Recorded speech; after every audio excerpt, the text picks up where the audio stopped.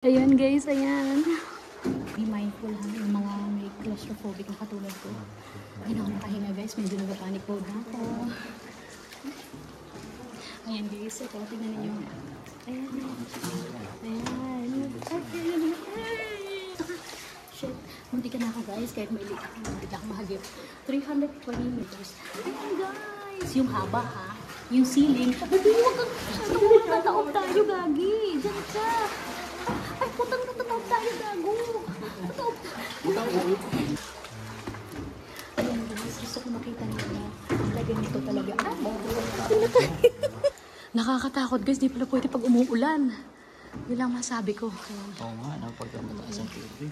So be mindful guys, kapag medyo umuulan bagyo, kahit i-allow pa nila, huwag na kayo, kung nervyoso kayo katulad ko, you will have a hard time breathing inside kasi talagang, masikip. Tapos mababa na yung ceiling kasi mataas yung tubig.